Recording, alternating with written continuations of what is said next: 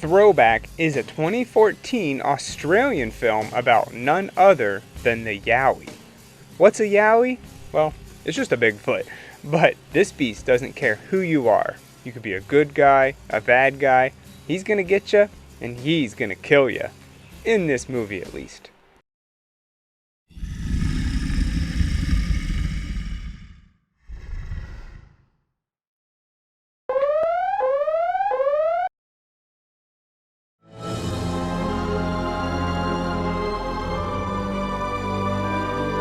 It opens up with this guy panning for gold.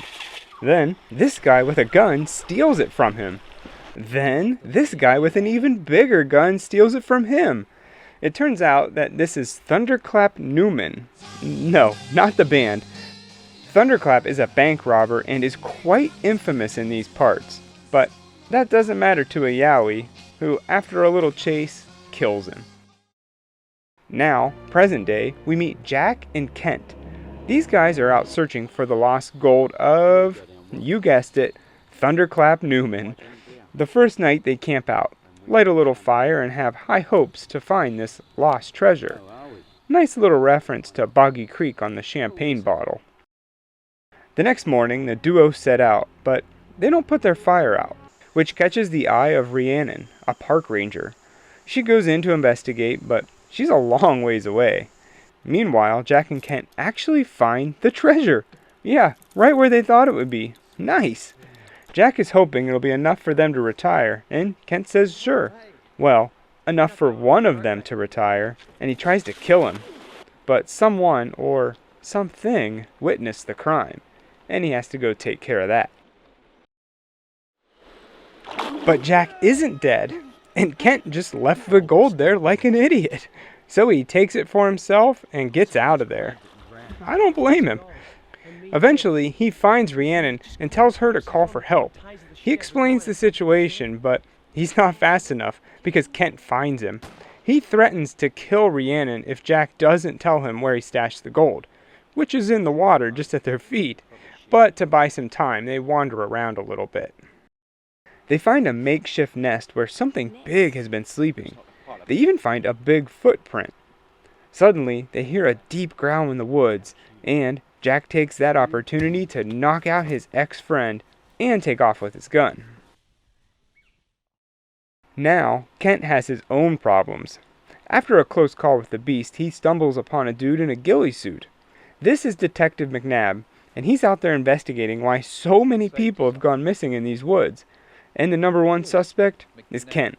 He handcuffs him to a tree root and takes his phone to make a call. While wandering around to get signal, McNabb sees the creature in the water. He goes in close for a photo, and, well, he got signal. The phone rings and the beast is gone. This is actually pretty funny if you think about it. Something like that could happen in real life. Say you finally found the mythical beast. You get your camera out, and your mom calls you, ruining your chance to get that evidence. Thanks, Mom. Now that McNabb has seen the creature for himself, Kent begs him to uncuff him, but he doesn't get the chance. The detective is killed, leaving Kent locked up. With no other options, and a Yowie close by, Kent has to break his hand with a rock to get free. That sucks, but it works.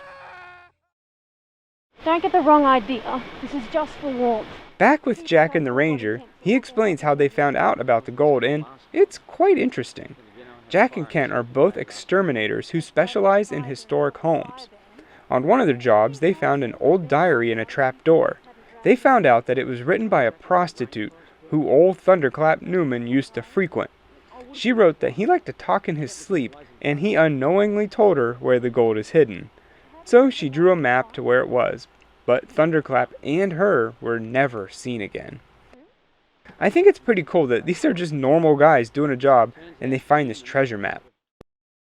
Now a bunch of stuff happens that really isn't important. In the end, all you need to know is that Yowie stabbed Jack in the leg with a stick.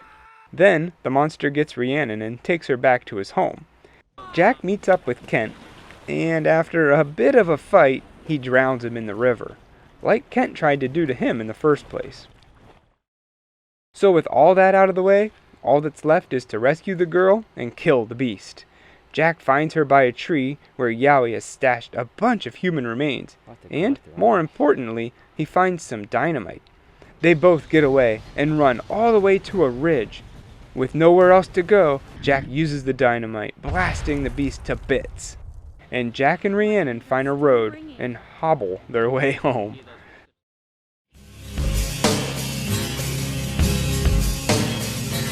Throwback is really just a treasure hunt, with a Yowie thrown in, and I get that.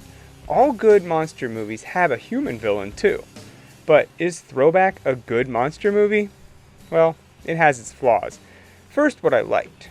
The characters were good, the music was excellent, and I liked the little references to Bigfoot, like the Boggy Creek champagne bottle, and in the beginning it says it's filmed in Yowie scope, which is a play on Cinescope, which is pretty funny. The Yowie costume was okay. I would have liked to have seen a face a little bit more, but the parts where you see something other than fur looked pretty bad. It's lower budget, so I'll give it a pass.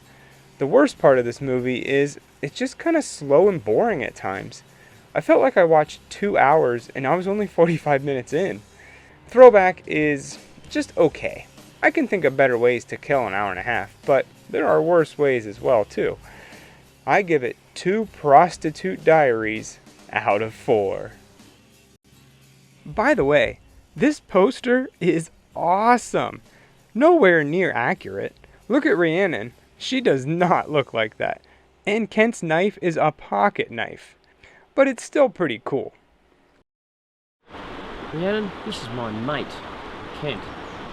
Spelt with a U.